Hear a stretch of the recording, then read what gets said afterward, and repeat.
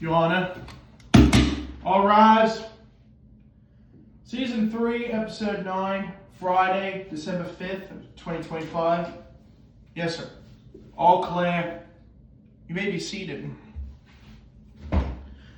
Good afternoon, everyone, and thank you for once again joining me inside the Pennsylvania College Basketball Court, or the PCBC for short. This is Season 3, Episode 9 of this wonderful podcast, now officially going to be back on YouTube and on my IUP Men's Basketball Instagram page.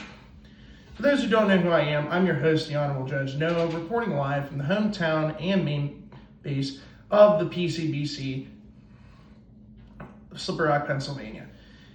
In today's episode, we're going to be recapping the games that occurred over the previous 3 days. Unfortunately, with the timing of when I recorded this on December 4th, there was actually a game being played. We'll go from when this is released last night between Slippery Rock and Lincoln, Pennsylvania. That game will be recapped in the next episode coming up on Thursday, December 11th, which will be episode 10. But we'll get through the 3 days, Monday through Wednesday, December 1st through December 3rd, and then give you my picks and predictions and a scouting report for an upcoming game that just got rescheduled earlier this week. If you look at my Instagram page, I did post an update with this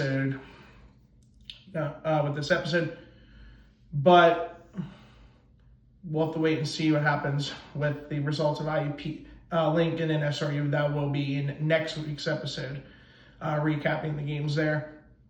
And then we're a couple hours away from tip-off between IUP and Kutztown, so I want to try to get this game capped and scouted, give my scouting report before we get to the game coming up at 3 p.m. Eastern.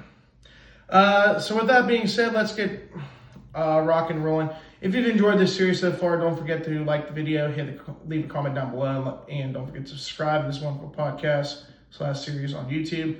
And don't forget to leave a wonderful little heart on my Instagram page, because this is going to be the first episode that I've decided to post back. So this episode will be on both my YouTube channel and my IUP Men's Basketball Instagram page. So be on the lookout for that. Anyways, with that being said, let's get rock and rolling. First off, we have our PSAC Men's Athletes of the Week from last week. For the East, the East Division Athlete of the Week goes to Cesar Shalombo of Millersville. He's a forward and junior from the Democratic Republic of the Congo. Shalombo led Millersville to a win over Wilson College, recording a double-double with 19 points and 13 rebounds in just 20 minutes of playing time. He also recorded another double-double with 18 points and 10 rebounds in the first half alone. And then he set career highs in both categories, making 8 of 11 shots from the field. East Defensive Athlete of the Week goes to Blake Deegan from Lock Haven University, forward and redshirt sophomore from Malvern, Pennsylvania. The Haven was led defensively this week by Deegan, who had 2 steals against Robert Wesleyan, team high.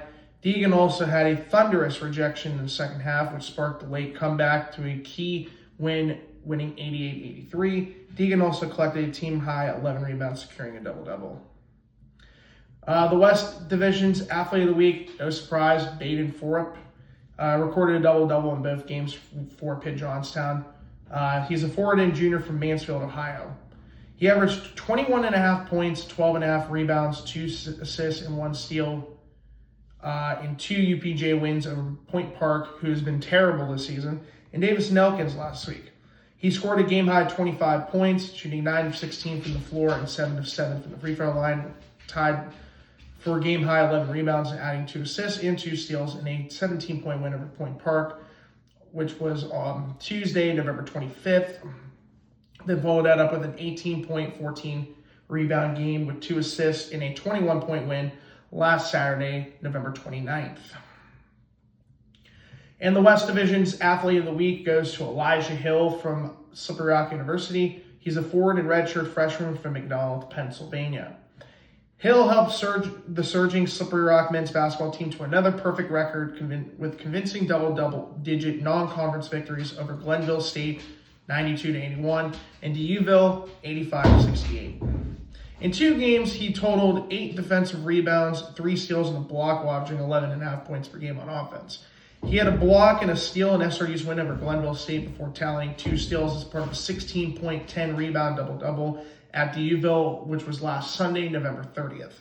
Across the Atlantic region, no team has more victories than Cypriot does this season.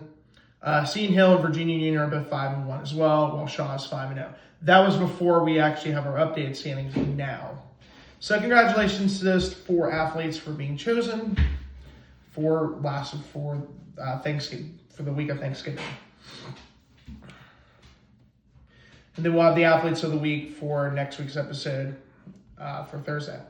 Anyways, with that being said, now let's get to the recapping of the games that occurred this week on Monday, Tuesday, and Wednesday. So that would be a total of 12 games to cover. The first one was Penn State, that's Tuesday. Monday, the first PSAC matchup of the season. That was Seton Hill taking on Shippensburg. Actually, let me check something real quick to see if there's any changes with the PSAC because of the number of teams. Thankfully, next season, this will not be an issue, and all the schools should have 22 conference games played. But because the West teams only played 20 games, and okay, so that game technically didn't count for them. Okay, that's fine. So anyways, Seton Hill and Shippensburg. This game was played at the McKenna Center in Greensburg, Pennsylvania.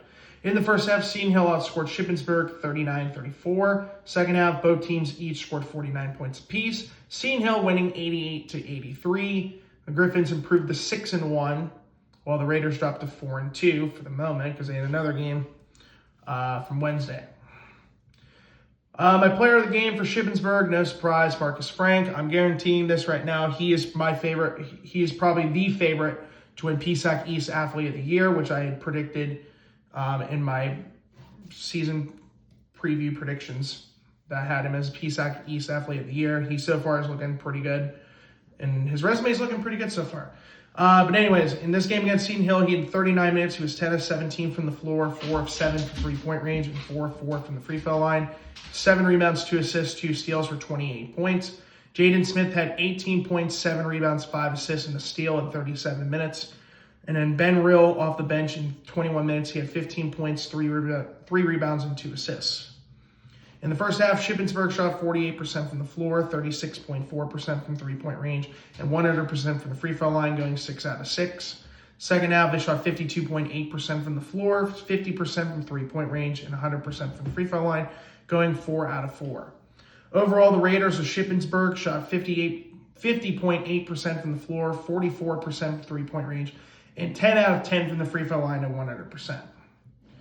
For the Griffins, my player of the game goes to Gabe Gillespie. Off the bench in 20 minutes, he was 4 of 6 from the floor and 7 of 8 from the free throw line. He had 4 rebounds, 1 block for 15 points. Adair Ortiz had a double-double. He and Kendrick Hurst both had double-doubles. 14 points, 10 rebounds, 5 assists, 3 blocks, and 2 steals in 36 minutes. Skeleventis had 14 points, 7 rebounds, 4 assists, and 2 steals. Kendrick Curtis was close to a triple-double again. 14 points, 10 rebounds, 8 assists, 2 blocks, and 2 steals in 32 minutes. And Rashad Williams had 11 points, 1 rebound, 1 assist, and 2 steals in 22 minutes. In the first half, Seton Hill shot 42.1% from the floor, 36.4% from three-point range, and 100% from the free throw line, going 3 out of 3. Second half, they shot 50% from the floor, 30% from three-point range, 70.6% from the free throw line. Overall, the Griffins of Seton Hill shot 45.8% from the floor, 33.3% from three-point range, and 75% from the free throw line. Next game, the second of 2 games from Monday. That would have been Frostburg State versus Kutztown. Kind of a surprising game. I thought Frostburg State would win this game very easily. That did not end up being the case. Pull it up. Game was played at the Keystone Arena in Kutztown, Pennsylvania. In the first half, Frostburg State outscored Kutztown 38-26. Second half, Kutztown outscored Frostburg State 44-28. The Golden Bears winning 70-66 over the Bobcats. The Golden Bears improved to 2-1. The Bobcats dropped to 2-3. Yet again, if you haven't guessed, my player of the game for Frostburg State, yet again, was Mike Matano. 39 minutes, he was 7 of 18 from the floor, 0 of 3 from three-point range, 6 of 9 from the free throw line, had 9 rebounds, 1 assist, 2 blocks, and 2 steals for 20 points. Trey Simmons had 19 points, 2 rebounds, 3 assists, 1 block, and 1 steal in 37 minutes. Kyle Whitman had a double-double with 12 rebounds, 12 points, 1 assist in 37 minutes. And Mitch Finnerock had 11 points, 4 rebounds, 2 assists, and 2 steals in 32 minutes. In the first half, Frostburg State shot 38.7% from the floor, 28.6% from three-point range, and 100% from the free throw line, going 10 out of 10. Second half, they shot 30.3% from the floor, 23.1% from three-point range, and 45.5% from the free throw line. Overall, the Bobcats of Frostburg State shot 34.4% from the floor, 25.9% from three-point range, and 71.4% from the free throw line. Excuse me for 1 second. For Kutztown, my player of the game was Jalen Bryant. In 33 minutes, he was 7 of 14 from the floor, 5 of 8 from three-point range, 2 of 2 from the free throw line, 7 rebounds, 2 assists, 1 block, and 2 steals for 21 points. Yamir Satterfield off the bench in 24 minutes had 16 points and 3 rebounds with 1 steal. Jordan Nakoa Abisolo had a double-double. He had 14 points, 15 rebounds, 2 assists, 2 blocks, and a steal in 34 minutes. And Amari Banks had 10 points, 9 rebounds, 6 assists, and 1 block in 32 minutes. In the first half, Kutztown shot 38.5% from the floor, 60% from three-point range, 75% from the free throw line. Second half, they shot 41.7% from the floor, 50% from three-point range, 52.9% from the free throw line. Overall, the Golden Bears of Kutztown shot 40.3% from the floor, 53.3% from three-point range, and 57.1% from the free throw line. May I mention that tomorrow, these two teams actually will be facing each other yet again in football, as the Super 1 Region Championship game will be played between Frostburg State and Kutztown at Andre Reed Stadium in Kutztown. So, kind of funny they actually end up being a warm-up for the Super 1 Division II Men's Football Championships, Super Region 1 Championship game. On to Tuesday, I ended up getting half of games correct. The game I got correct was Seton Hill over Shippensburg. Frostburg State over Kutztown. That game was chosen incorrectly, as Kutztown wins by 4 points. Good news is Tuesday I went 3 for 3, starting off with Pitt Johnstown and Penn State Greater Allegheny. In the first half, Pitt Johnstown outscored Penn State Greater Allegheny 49-18. Second half, Pitt Johnstown outscored PS Greater Allegheny 50-39. Pitt Johnstown winning 99-57. Pitt Johnstown improves to 5-2. Penn State Greater Allegheny, I didn't actually get a chance to look at their record going into this game. Let's look at that now. Either they're 2-6, or they're 3-5, based off of that loss.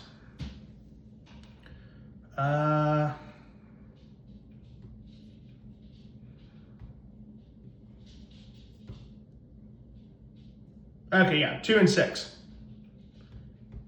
So they did lose on Monday. So Penn State Greater Allegheny drops to 2-6. Pitt Johnstown is now 5-2. My player of the game for Penn State Greater Allegheny is Elijah Hannon. In 34 minutes, they were 11-17. He was 11-17 from the floor, 2-6 from the free throw line, 4 rebounds, 2 assists, 2 blocks, and 2 steals for 24 points.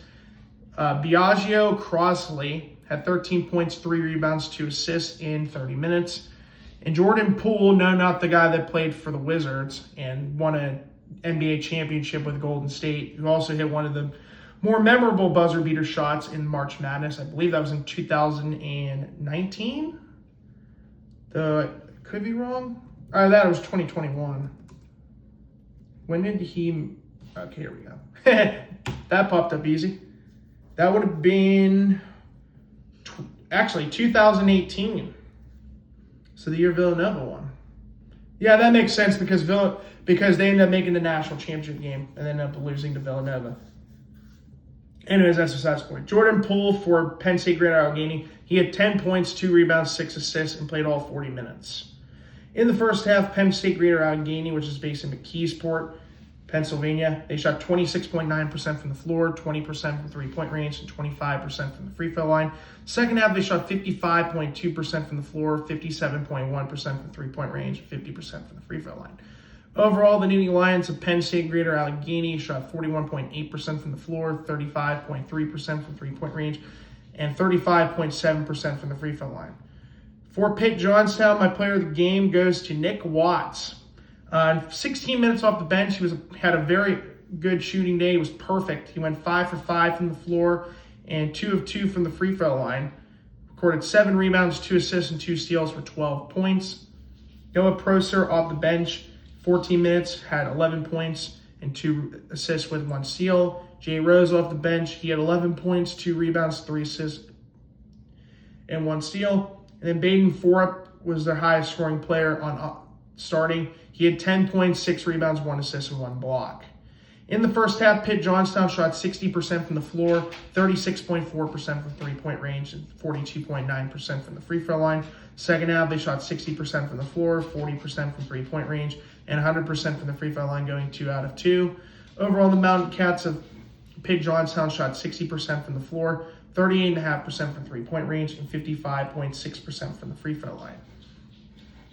Next game, Lincoln, PA at Westchester. Another really easy pick. This game was played at Hollinger Fieldhouse in Westchester, Pennsylvania. In the first half, Westchester outscored Lincoln 40-28. The second half, Westchester outscored Lincoln 47-32. Westchester winning 95-52. The Golden Rams improved to 5-1, while the Lincoln Lions dropped to 1-3. My player of the game for Lincoln, Pennsylvania, we're going to go with Draven Pilsen. He had 24 minutes. He was 3 of 6 from the floor, 3 of 6 from three-point range, 3 rebounds, and a total of 9 points. He and the really long name, Julius Oluwaranhu, that's the guy that we mentioned as player of the game when they played IEP, also had 9 points. No players for the Lions had double-digit points. In the first half, Lincoln, Pennsylvania shot 31.8% from the floor, 25% from three-point range, and 57.1% from the free throw line.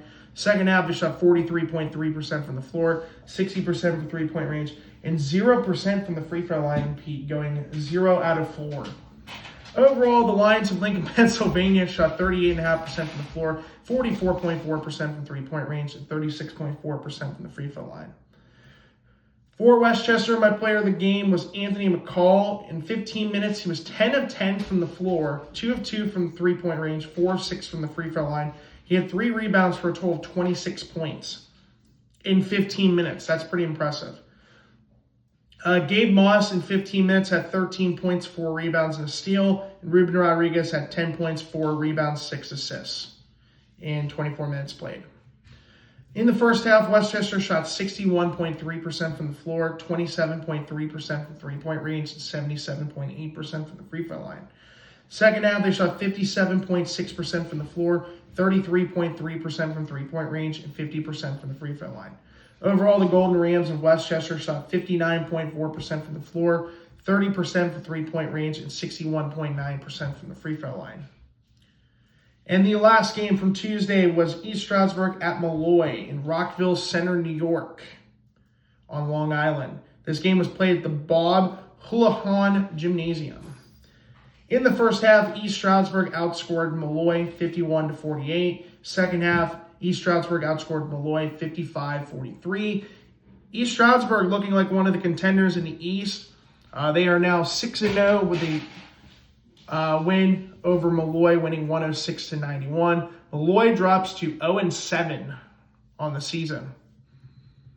For East Stroudsburg, my player of the game was my pick for the PSAC East Freshman of the Year. That is Adrian Brito. In 22 minutes off the bench, he was 9 of 12 from the floor, 1 of 1 from three-point range, 2 of 3 from the free throw line, had 4 rebounds, 4 assists for 21 points.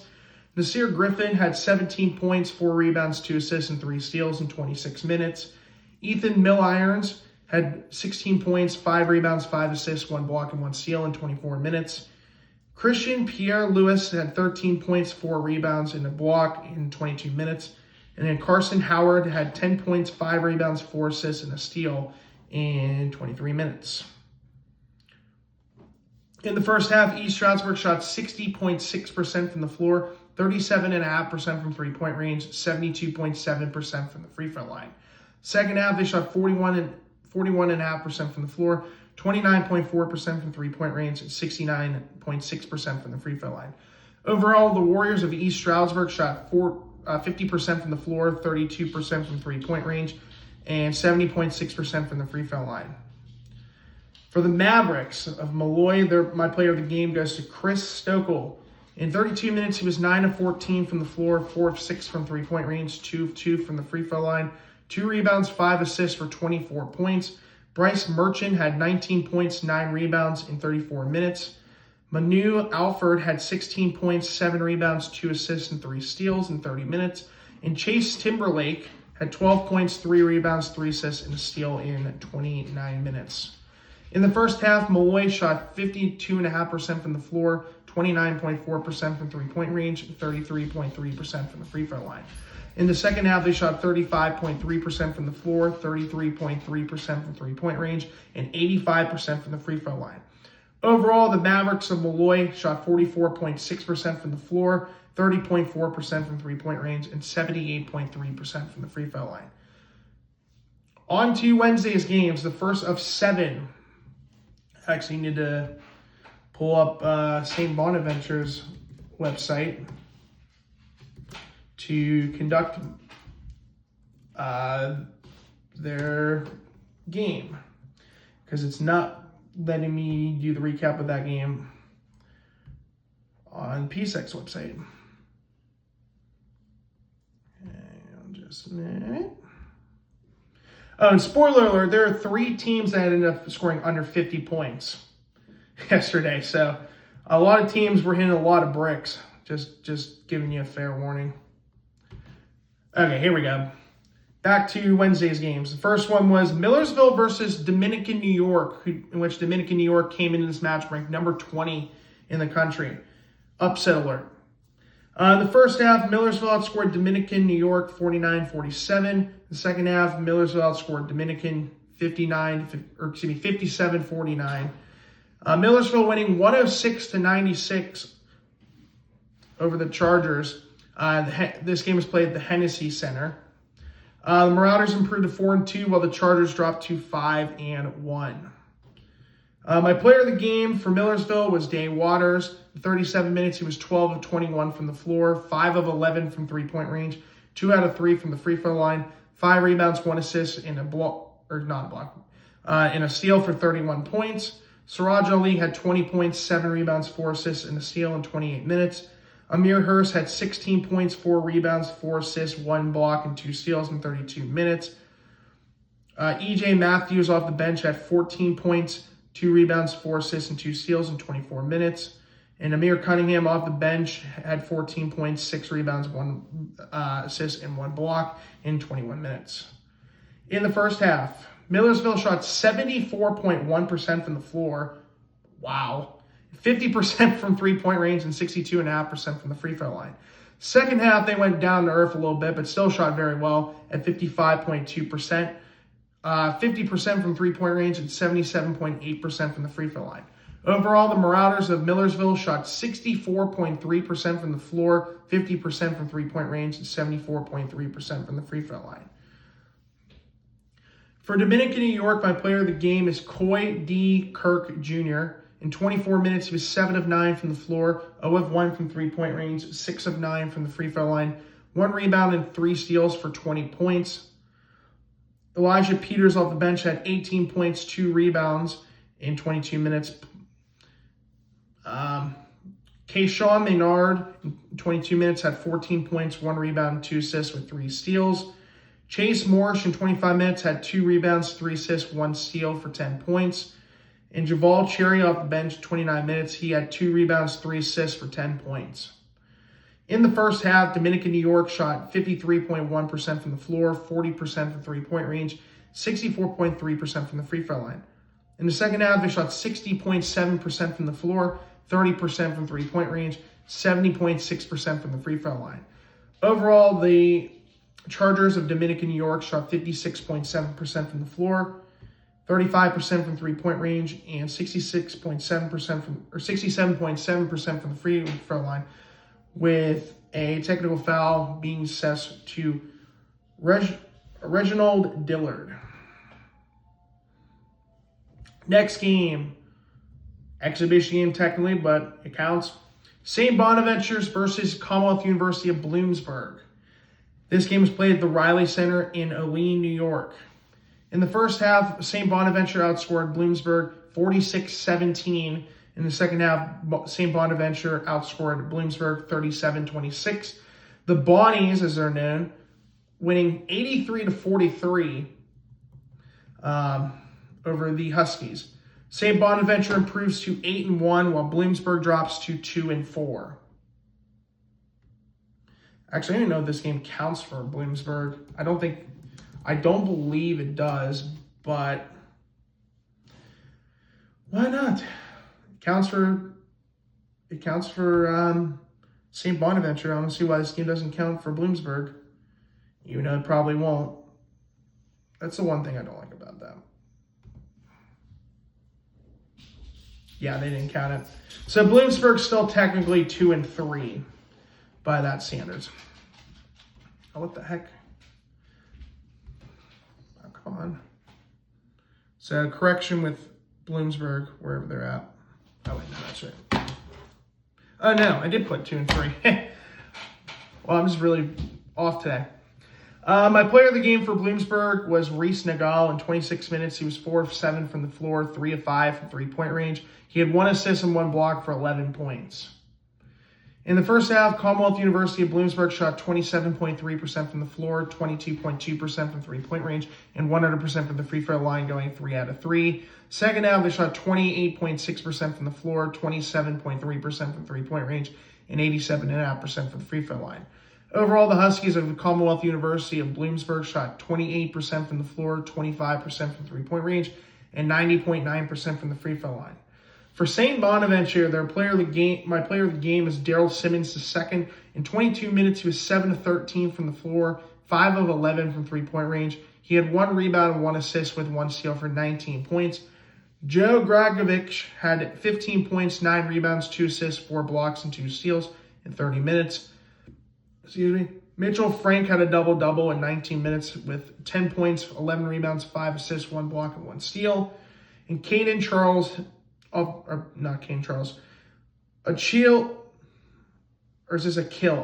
Lanati, in 19 minutes, he had 11 points, 2 rebounds, 3 assists, and 2 steals.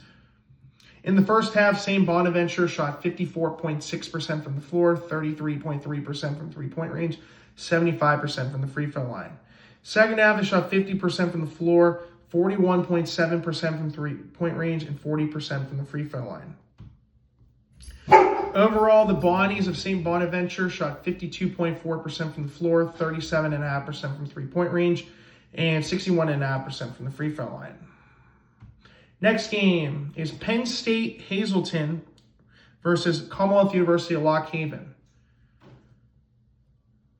In the first half, Lock Haven outscored Penn State Hazleton 38-26 before Lock Haven tripled their score, outscored their opponent by 3 times as many points. That's rare. Outscoring them 34-11. Penn State, wow, that's bad. Lock Haven winning 72-37. Sounds like a football game score rather than a basketball game score. This game was played at the Thomas Fieldhouse in Lock Haven, Pennsylvania. Lock Haven improves to 4-2. Penn State Hazleton drops to 4-5. My player of the game for Penn State Hazleton had almost half of their points. That was Malachi Green. In 31 minutes, he was 6 of 15 from the floor, 1 of 4 from three-point range, and 4 of 4 from the free throw line. He had 5 rebounds and 2 steals for 17 points.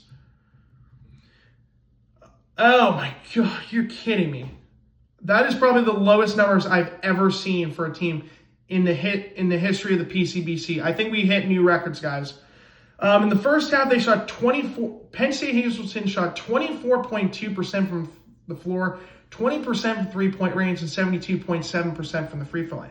That's a good part. The bad part is the second half. They shot 8.1% from the floor. They went 3 for 37 in the second half. 3 for 37. 6.3% from three-point range, going 1 of 16. And 50% from the free throw line. Overall, the Mini Lions of Penn State Hazleton shot an abysmal, record low 15.7% from the floor, and 11.5% from three-point range, and 63.2% from the free throw line. I don't think I've ever done a video that the team overall shot under 20%. I know I've done episode, I think it was IUP and Cal, and IUP shot like 19.8% from the floor in the first half. Something stupid. But 15.7% overall the entire game, that's embarrassing. And 8% in the second half. They went 11 of 70. They missed 59 out of 70 shots. That's bad. That might be... Pencil me in. They're not even a PSAC team. Right now, unless something stupid happens, they're my... I can't even think of the name now. Can't even think of the word now. I'll have to think of it in a minute. Let me refresh. For Commonwealth University of Lock Haven, my player of the game was Keith Warren. In 29 minutes, he was 5 of 11 from the floor, 4 of 6 from three-point range, 2 of 2 from the free throw line, 3 rebounds, 6 assists, and 4 steals for 16 points. Luke Kenaven, he had 14 points, had 1 rebound, and 2 steals in 13 minutes. In the first half, Commonwealth University of Lock Haven shot 48.3% from the floor, 40% from three-point range, and 100% from the free throw line, going 2 out of 2. Second half, they shot 36.1% from the floor, 15.4% from three-point range, and 66.7% from the free throw line. Overall, the Bald Eagles of Commonwealth University of Lock Haven shot 41.5% from the floor, 30.3% from three-point range, and 72.7% from the free throw line. Yeah, Lock Haven had more points in the first half than Penn State Hazleton did the entire game. Oh, that's what I was going to say. Penn State Hazleton, unless something stupid happens, they're my dud of the week. And they're not even a PSAC school. That automatically is getting picked for dud of the week. I think they just accomplished it. And that never happens midweek. Oh, geez. Next game, Virginia Union and Shepherd. This game was played at the BAC Center, Butcher Athletic Center in Shepherdstown, West Virginia. In the first half, Virginia Union outscored Shepherd 32-25. Second half, Virginia Union outscored Shepherd 36-24. Virginia Union winning 68-49 over the Rams. The Panthers go to 6-1, while the Rams drop to 3-3. My player of the game for Virginia Union, I'm going to go with Elijah Scranton. He had 30 minutes, was 3 of 4 from the floor, 1 of 1 from three-point range, 3 of 4 from the free throw line, 10 rebounds, and 1 steal for 10 points. Bobby Gardner, in 33 minutes, had 2 rebounds, 2 assists, and 3 steals for 13 points. Noah Richardson Keys had 29 minutes, had 2 rebounds, 1 assist, and 1 steal for 13 points. In the first half, Virginia Union shot 51.7% from the floor, 25% from three-point range, 0% from the free throw line because they didn't take any free throw attempts. Second half, they shot 48.3% from the floor, 50% from three-point range, 62.5% from the free throw line. Overall, the Panthers of Virginia Union shot 50% from the floor, 35.7% from three-point range, and 62.5% from the free throw line. For Shepherd, my player of the game is Brody Davis. 35 minutes, he was 7 of 10 from the floor and 5 of 7 from three-point range. 4 rebounds, 1 assist, and a steal for 19 points. Dude put up over a third of their points and he was the only player that had double-digit points. Jeez. I've never seen such low-scoring totals in this early in the season, but we're getting there. In the first half, Shepherd shot 37.5% from the floor, 31.3% from three-point range, and 100% from the free throw line, going 2 out of 2. Second half, they shot 32.3% from the floor, 26.7% from three-point range, and 0% from the free throw line, going 0 of 1. Overall, the Rams of Shepherd shot 34.5% from the floor, 29.5% from or 29% from three-point range, and 66.7% from the free throw line. Wrong game. Next game. Hang on just a minute. Whew. Low scoring games. Oh. Why did that happen? Come on. You wonder why these episodes take an hour long. It's because my computer takes 7 years to load. Next game. Shippensburg and Bowie State. This game was played at the A.C. Jordan Arena in Bowie, Maryland. In the first half, Shippensburg outscored Bowie State 50-36. Second half, Bowie State outscored Shippensburg 43-38. Shippensburg winning 88-79. The Raiders improved to 5-2, while the Bulldogs dropped to 2-6. Player of the game for Shippensburg, you probably know, it's Marcus Frank. 38 minutes, he was 9 of 16 from the floor, 2 of 4 from three-point range, 5 of 8 from the free throw line, 6 rebounds, 3 assists, a block, and a steal for 25 points. Jaden Smith had 21 points, 3 rebounds, 2 assists, a block, and 2 steals. Ben Rill off the bench had 17 points, 8 rebounds, 2 assists, and a steal. And Timmy Connor had 12 points, 3 rebounds, 4 assists. In the first half, Shippensburg shot 54.6% from the floor, 41.7% from three-point range, 69.2% from the free throw line. Second half, they shot 46.4% from the floor, 37.5% from three-point range, and 75% from the free throw line. Overall, the Raiders of Shippensburg shot 50.8% from the floor, 40% from three-point range, and 72% from the free throw line. For Bowie State, my player of the game was Jaden McGee. In 32 minutes, he was 12 of 18 from the floor, 3 of 5 from three-point range, 2 of 6 from the free throw line, 8 rebounds, 1 assist, and 2 steals for 29 points. KJ West had 21 points, 6 rebounds, 6 assists, and 5 steals. In the first half, Bowie State shot 43.3% from the floor, 20% from three-point range, and 72.7% from the free throw line.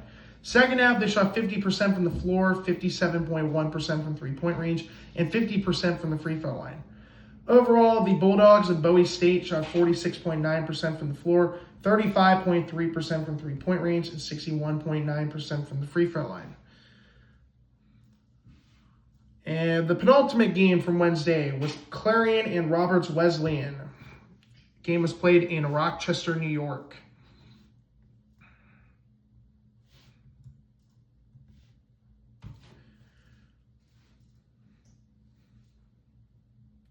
In the first half, Penn West Clarion outscored Robert Wesleyan 53-34. Second half, Roberts Wesleyan outscored Clarion 50-48. But by then it was too late because Clarion ended up winning by 17 points, winning 101-84. Penn West Clarion goes to 4-3, while Roberts Wesleyan drops to 1-5. My player of the game for Clarion was Gavin Cote. In 20 minutes, he was 8 of 10 from the floor, 4 of 5 from three-point range, and 1 of 1 from the free throw line. 4 rebounds, 3 assists, and a steal for 21 points. Kendon Peebles had 17 points, 5 rebounds, 2 assists, and 2 steals. Jeremy Thomas II had 15 points, 2 rebounds, 1 block, and 1 steal. Justice Easter had 11 points, 9 rebounds, 2 assists, and 2 steals. Trey Nelson had a double-double. He had 10 points, 2 rebounds, 10 assists, and a steal. Ricky Goodright off the bench had 11 points, 2 rebounds, 1 assist, and 4 steals. In the first half, Penn West Clarion shot 55.9% from the floor, 72.7% from three-point range, and 46.7% from the free throw line. Second half, they shot 58.1% from the floor, 33.3% from three-point range, and 100% from the free throw line, going 9 out of 9. Overall, the Golden Eagles of Penn West Clarion shot 56.9% from the floor, 55% from three-point range, and 66.7% from the free throw line, with a technical foul being assessed to Justice Easter. For the Red Hawks of Roberts Wesleyan, my player of the game was Trey Klitz. 32 minutes, he was 8 of 11 from the floor, 6 of 9 from three-point range, and 2 of 2 from the free throw line. 3 rebounds, 2 assists, and 1 steal for 24 points. Khalik Gardner off the bench had 15 points, 9 rebounds, 4 assists, and 2 steals. Jordan Brown had 14 points, 4 rebounds, 1 assist, and 2 steals.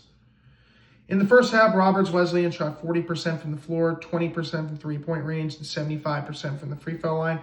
Second half, they shot 58.6% from the floor, 58.3% from three-point range, and 75% from the free throw line. Overall, the Red Hawks of Roberts Wesleyan shot 48.4% from the floor, 37% from three-point range, and 75% from the free throw line. Which brings us to our last game from Wednesday. That would be Bryant and Stratton College of Albany, New York, taking on Commonwealth University at Mansfield. And all I gotta say is good news, Mansfield. You were the last. Congrats to our 17th and final team in the PSAC to finally get a win. Mansfield was the last team. Going into this matchup, Mansfield was 0-5. But they finally get a win. And a pretty dominant win for that matter. This game was played at the Deckern Gymnasium in Mansfield, Pennsylvania.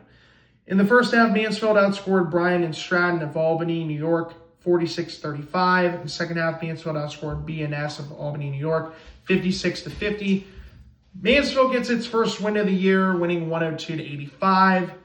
They improved to 1-5 on the season, while Bryant and Stratton drops to 1-1. My player of the game for Bryant and Stratton is Bryce Simmons. In 32 minutes, he was 7 of 13 from the floor, 5 of 8 from three-point range, 4 of 6 from the free throw line, 3 rebounds, 2 assists, and a block for 23 points. Zay Little had 16 points, 7 rebounds, 2 assists, and Odele Oladishin, or Oladishitan. Close enough. I tried my best to do that name right. He had a double-double with 14 rebounds, 12 assists, 14 points, 12 rebounds, 2 assists, and a steal. In the first half, Bryant and Stratton of Albany, New York shot 40% from the floor, 33.3% from three-point range, and 70% from the free throw line. Second half, they shot 48.7% from the floor, 30% from three-point range, 75% from the free throw line. Overall, the Bobcats of Bryant and Stratton of Albany, New York College shot 44.9% from the floor, 31.8% from three-point range, and 72.7% from the free throw line. For Commonwealth University of Mansfield, my player of the game is former Lock Haven Bald Eagle, Laquan Bird. In 26 minutes, he was 9 of 11 from the floor, 4 of 5 from three-point range, 3 of 3 from the free throw line, 7 rebounds, 1 assist for 25 points. Ty Barrett had 14 points, 3 rebounds, and assists, and 2 steals. Sterling Scott had a double-double with 12 points, 10 rebounds, 4 assists, and a steal. And Nasir Brown off the bench had 11 points, 3 rebounds, and 3 assists. In the first half, Commonwealth University of Mansfield shot 43.2% from the floor, 26.7% from three-point range, and 71.4% from the free throw line. Second half, they shot 61.1% from the floor, 46.2% from the three-point range, and 54.6% from the free throw line. Overall, the Mountaineers of Commonwealth University of Mansfield shot 52.1% from the floor, 35.7% from three-point range, and 64% from the free throw line. With Wednesday's games, I got 5 out of 7 games correct. The only 2 games I did not get correct were Millersville beating Dominican beating Millersville, and Shepherd beating Virginia Union. All right, moving on to the Thursday game, which was, at the time of this recording, would be tonight, but we'll be recapping that game here on next Thursday. That is Slippery Rock versus Lincoln, PA. I had Slippery Rock prediction winning this game. I still am staying with Slippery Rock. SRU was 5-1. Lincoln, PA is 1-3. We'll see what happens. We talk about it next week. Moving on to the game, we have one game. Did they change it again? No way, did they just change it again? Hang on a minute. Okay, wait, that's better. Okay, so the one game we'll be talking about is IUP versus Kutztown at the Keystone Arena. We'll talk about that game here in just a moment once we get to my picks and right before we do picks and predictions. So IUP is 4-1, Kutztown is 2-1. On to the Saturday games. There are 7 games now instead of 8. All 3 o'clock. Pitt Johnstown at Westchester. I had that on the bottom. Pitt Johnstown's 5-2. Westchester's 5-1.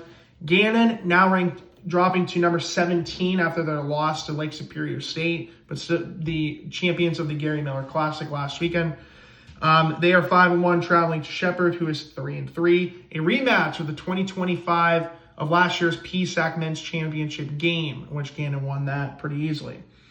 Next game, Seton Hill and East Stroudsburg, good matchup. Seton Hill is 6-1, East Stroudsburg 6-0. Then we get to Slippery Rock at Commonwealth University at Mansfield. Slippery Rock is either going to be 6-1 or 5-2 going into tomorrow's matchup. Penn West Clarion at Millersville. Penn West Clarion is 4-3. Millersville is 4-2. And then Penn West Edinboro against Commonwealth University of Lock Haven. Penn West Edinboro is 3-3. Commonwealth University of Lock Haven is 4-2. Then with the other games, we'll talk about those too. Since we're not going to be doing a recap of the... Oh, wait, no. Hold on. Yeah, we're going to have to do those games too. Crap. Oh, well.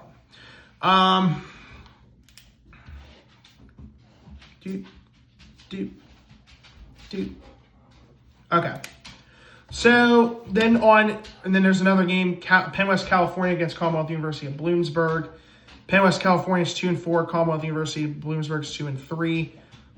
Monday, December 8th, Bowie State, California, Pennsylvania, and then West Virginia Wesleyan and Pitt Johnstown.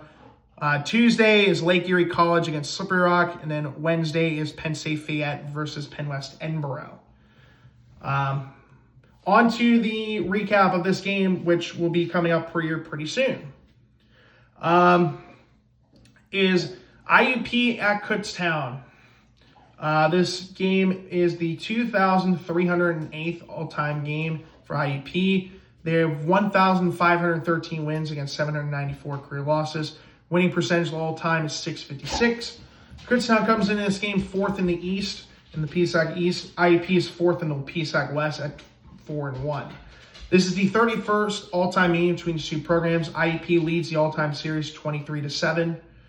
The last time these two teams met was just under a year ago, on December 17th, 2024. IUP won 66-64 at the KCAC.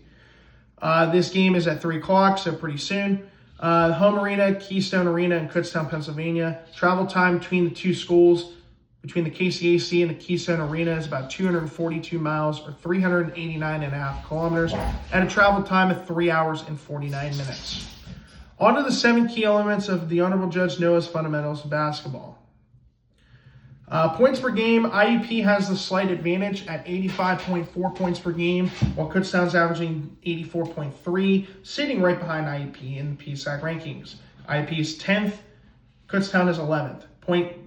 The point goes to IUP. Defensively, it is very close, and this is where this game could get very interesting. Kutztown is averaging 67.7 points per game. They're second in the conference, although they've only played 3 games so far this year compared to IUP's 5. IUP in 5 games played, they've averaged 68.6 points per game allowed. That's 3rd in the conference. The point goes to Kutztown because of the number. Although if I had to pick between number of games played, I would say the advantage goes to IUP. Field goal percentage, IUP wins this one as they are shooting 50.2% from the floor. That's 3rd in the conference. Kutztown shooting 44.7%. That's 12th. So the point easily goes to IUP. The next 3 are going to Kutztown. 3-point field goal percentage, IUP is number 2 at 37.7%. Kutztown's number 1 at shooting over 40% from the 3-point range at 44.4%. Free throw percentage, that's an easy point for the other team every time right now, unless something changes. Kutztown shooting 72% from the free throw line. That's 6th in the conference. IUP is dead last at under 56%. Rebounding, IUP is at 37.6. Kutztown's at 42.7. IUP is 11th. Kutztown's 6th. So the point goes to Kutztown.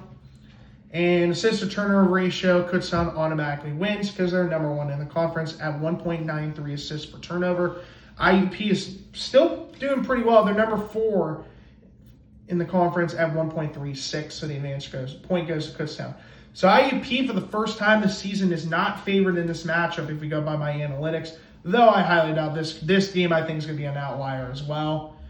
Kutztown earned 5 out of the 7 key elements. But we'll have to wait and see if that ends up being the case. Hold on, let me think what I was going to say. Okay, the 3 the highest amount of points, or the 3 highest scoring players for IUP, yet again. Actually, we do have a change. Hold on. Oh, come on. Here we go. The 3 highest scoring players for IUP, no change. There's a slight change. The leading scorer is no change. That's number 5, Dallas Dillard. He's averaging 18.2 points, 4.4 rebounds per game, shooting 45.7% from the floor and 44.8% from three-point range. That number for this three-point percentage, field goal percentage went way up because of his 5 out of 6 three-point, because he went 5 out of 6 in the previous game against St. Thomas Aquinas. Demir Brooks now is the number 2 scorer for IUP, averaging 13.4 points, 7.4 rebounds per game, shooting 77.8% from the floor and 0% from three-point range because he hasn't taken a three-point field goal attempt yet. Third highest scoring player is Kamani Marrero, averaging 13.4 points, 1.6 rebounds per game, shooting 52.3% from the floor and 40% from three-point range. For Kutztown, if this was the biggest shock ever, I'm really surprised. The highest scoring player, the number 1 player that IUP without question has to keep an eye on, is their leading point scorer, number 5, a 5'11" guard, grad student from Edgewood, Maryland. That is Jalen Bryant. Who was another guy I was talking about as potential PSAC East Athlete of the Year candidate. He's averaging 20.3 points and 3 rebounds per game, shooting 48.7% from the floor and 50% from three-point range. Second highest scoring player is number 34, 6'6" forward and senior from Yaoundé, Cameroon. That is Jordan Nakoa Abisolo. He's averaging 15 points and 12.7 rebounds per game. He's number 1 in the conference in rebounds per game, shooting 44.4% from the floor and 0% from three-point range, going 0 of 2. And the third highest scoring player for the Golden Bears is number 20, a 6'3" guard and junior from Philadelphia, Pennsylvania, Yamir Satterfield. Satterfield is averaging 10 points and 1.3 rebounds per game, shooting 53.3% from the floor and 45.5% from three-point range. 3 keys of the game are the letters K, U, and T. Number 1, this is a big one, keep the ball away from JB, also known as Jalen Bryant. The less amount of times he holds the ball in his hands, the better of a chance IUP has on defense. They still got to watch out for Nakoa Abisolo because he is an offensive and defensive machine. So they got to keep the ball away, especially from Jalen Bryant. Number 2, up to the challenge defensively. These are 2 of the best teams on defense in the entire conference, though IUP is the better team in terms of the offense. It still feels like it's going to be a very close matchup just by those stats. And number 3, take away their opportunity, as my pen falls, take away their opportunities to shoot three-point field goal attempts. Again, IUP is pretty good at three-point shooting, but Kutztown is number 1. They're shooting over 40% from behind the arc. So IUP definitely has to play smart on defense and try to avoid giving them easy three-point field goal attempts. Picks and predictions. So we'll start with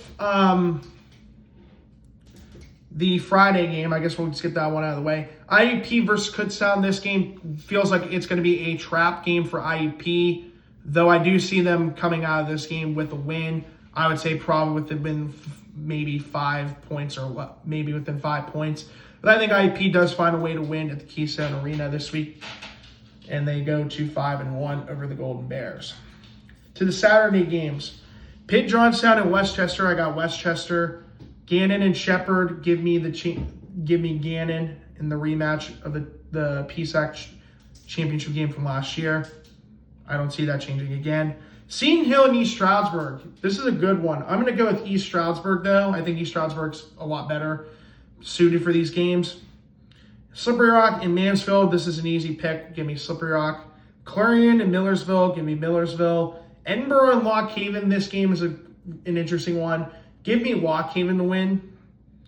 In California and Bloomsburg. Easy pick. California. Monday, California and Bowie State. I'm going to go California. And then Pitt Johnstown versus West Virginia Wesleyan. Give me Pitt Johnstown. Tuesday game, Lake Erie and Slippery Rock. Give me Lake Erie College. And then Wednesday's game, Penn State Fayette and Edinburgh. Give me Edinburgh to win. With that being said, that's going to conclude episode 9 of the PCBC. I will see you guys next Thursday for season 3, episode 10. Until then, I'm your host, the Honorable Judge Noah, reporting live from the main town and home base of the PCBC, Slippery Rock, Pennsylvania. Saying so long, have a great rest of your Friday and a good weekend. And I will see you guys on Thursday for episode 10.